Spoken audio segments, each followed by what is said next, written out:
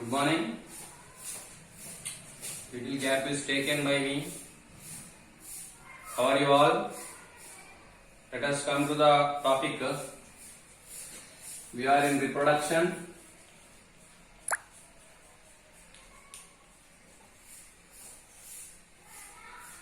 As we are doing all the other life processes, even the reproduction also we started studying both in plants as well as animals. In plants, as we discussed, there are three types of the reproductions were there: vegetative, asexual as well as sexual. In a detailed manner we studied, and also we proved that how a flower converted into the fruit, modified into the fruit. How the seeds that they will germinate, how the mother plant will feed the embryo with the endosperm, the human edible part. Then we studied how it, in case of the human being, we are in human reproduction.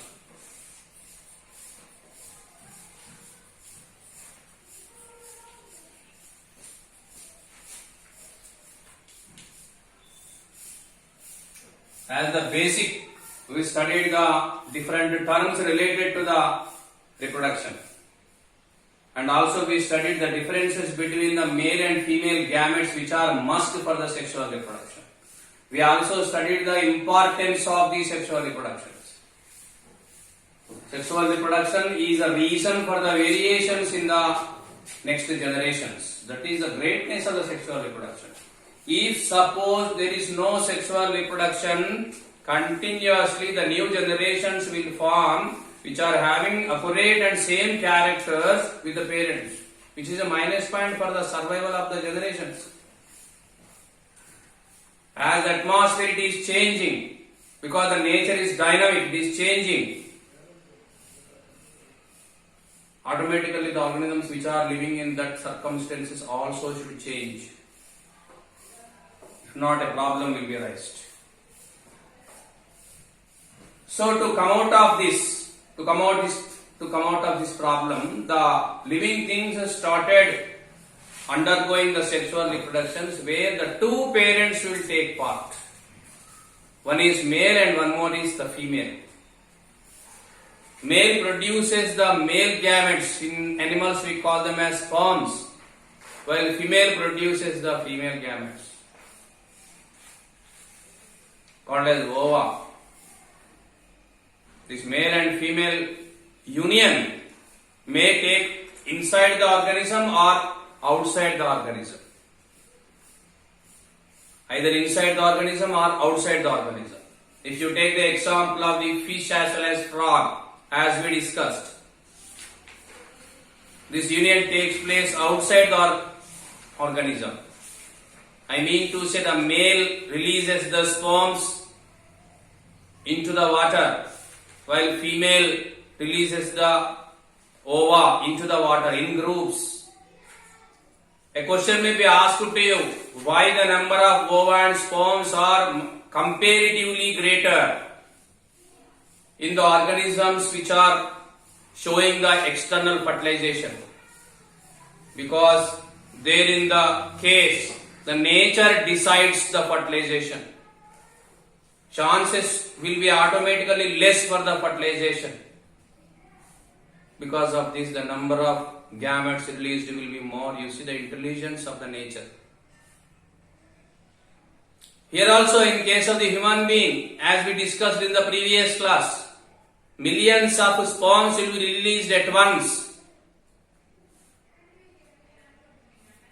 many times a day, until the death, from the age of 13 to 14 years. Now coming to the females. Female reproductive system. Female reproductive system releases the ova, plural, ovum, singular. It is larger in size comparatively. larger in size comparatively. Sperms will be very smaller. Such ova will release, according to the Indian atmosphere, the girls having the age group of 13 to 14 years will start producing the ova. Very interesting this is again. The atmosphere influences the production of the ova. Age will be decided because of the atmosphere that they are living. The girls having the age group of 13 to 14 starts, and the interesting thing is from 40 to 45 age they will stop producing the ova. Unlike the males. In males we discussed if once the production of sperm started it will be continued until the death. But in females it will be stopped by 40 to 45 age. We call this as menopause.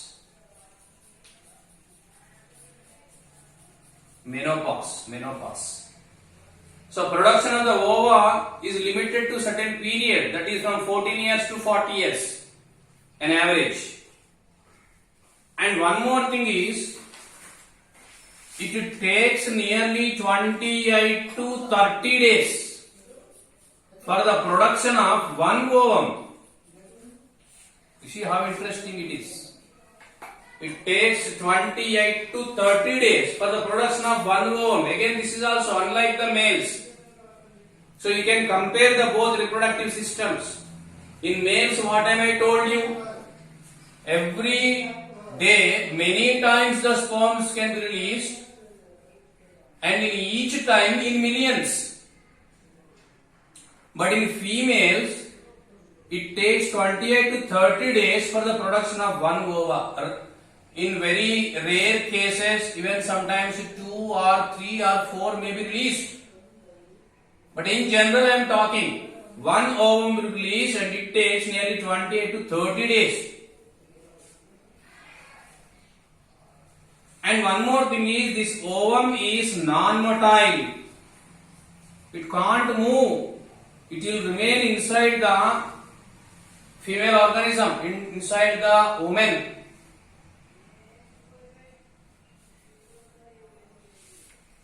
So these are the differences between the, when one more also there. In females, the reproductive system is completely separated from the excretory system. Again, as usual, unlike the male, we discussed in the male, the sperms will be released out through the ejaculatory duct, which is a part of, or which is there inside the urethra. But in case of the females, the male and female reproductive systems are purely separated. A separate system is there in the females. Reproduction. Such reproductive systems, suppose if you observe,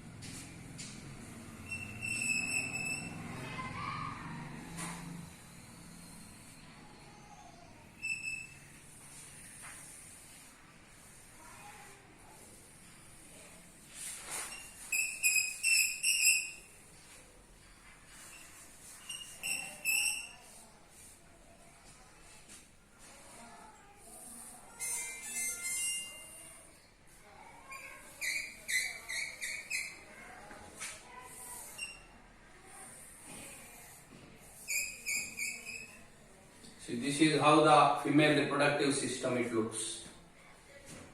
See here a pair of ova are there. Sorry, ovaries. This is ovary. A pair they are there. A pair. 2 are there. Just like the testis in males. The only difference is the testis releases millions of sperms while the ovum, one ovary releases only one ova per month. Next month this one. Next month this. Alternately these ovaries produces the ova. These ovaries not only produces the ova, they also releases the hormones as we discussed called as estrogen and progesterone. As we discussed, the estrogen is helpful for the development of the secondary sexual characters, while progesterone mainly helps during the pregnancy. Such ovaries are there too. They releases the ova, and these ova, if you take the transverse section or TS of one ovary,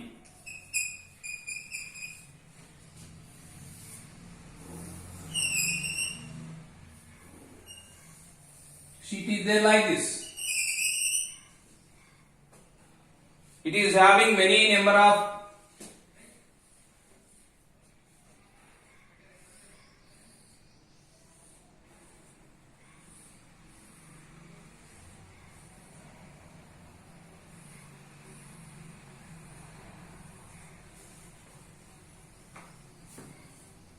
such tubes. We call them as ovuloferous duct tubes. These tubes actually produces the ova. Actually I drew here 4, but only one will be succeeded in producing one ova. These oviniferous tubules produces the ova, and as once the ova present in one oviniferous tubule released out, this oviniferous tubule becomes into a specialized part called as corpus luteum.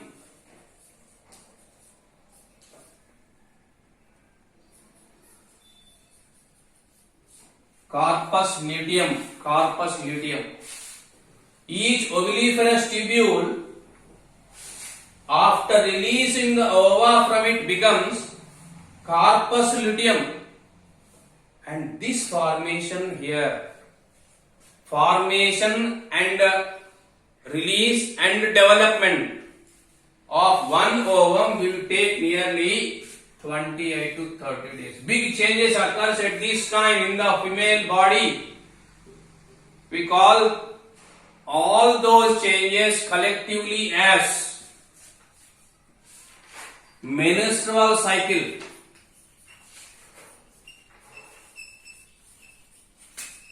Menstrual cycle. Menstrual cycle you can divide it into two phases. They are proliferative stage and secretory stage. Proliferative stage and secretory stage. The first stage is from 1 to 14th day, and the second stage is from 15th to 28th day. During proliferative stage, the formation of oviniferous duct, formation of ovum, development of the ovum, it will take place. And in the next stage, that is in the secretory stage, that ovum will be released out with little force. Are vepa pandu chusira meer vepa pandu. వేప పండులో బాగా పండినాక విత్తు చూడండి ఇట్లా పెట్టి ఇట్లా అంటే ఏమవుతుంది? It will be released with little force out. Because the ovum is non-motile, some force is needed to push the ovum towards the next place. That force will be there by the ovuloferous or ovuliferic tubule, and this tubule after releasing the ovum out becomes corpus luteum, and this release of the ovum and passing into the next part will be there in the secretory stage. It also takes again 14 days. After the release of the ovum, whatever the corpus luteum it is formed actually, it will produce the progesterone.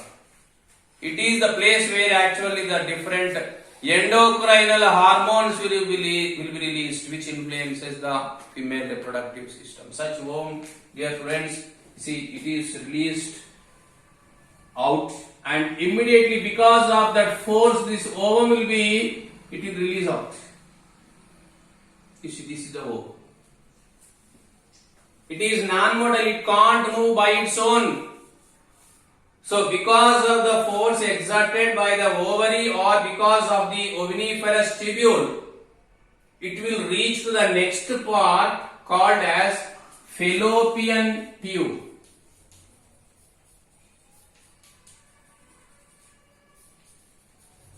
It is called as fallopian tube. Fallopian tube.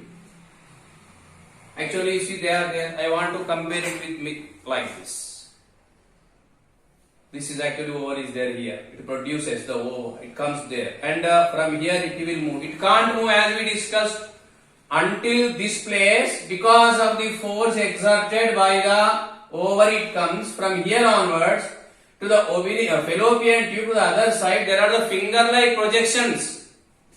And these finger-like projections, as once the ovum enters into the fallopian tube, starts moving in a particular way, because of which the ovum gradually starts moving towards the next place, and this next place is called as uterus. Very precious place on the earth. There is no more precious place on the earth more than this, called as uterus. This is uterus. Whatever the ovum, it is there, it will move because of the movement in the finger-like projections of the other end of the fallopian tube, and finally it comes and reaches here, and it will fix to the walls of the uterus. This is the precious place. Actually, this is the place where the life starts.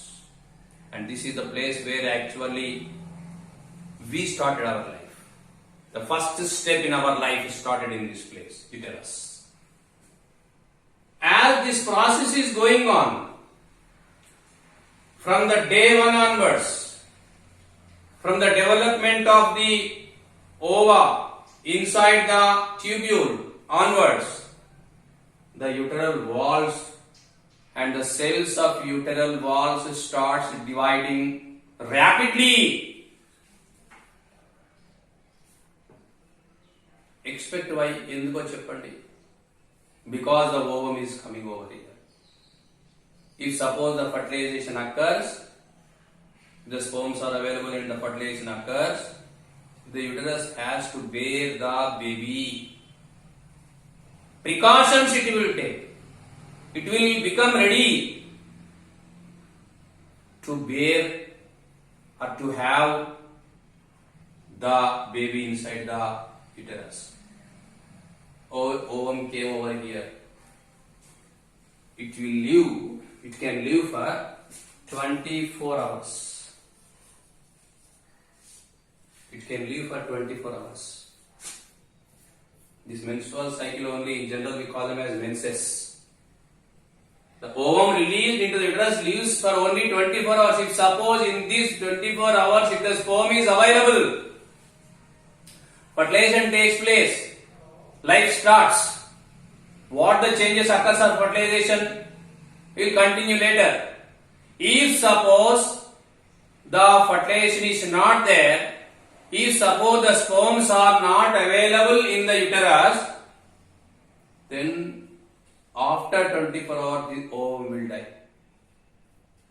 Dead ovum with certain amount of the blood will be expelled out through the vagina.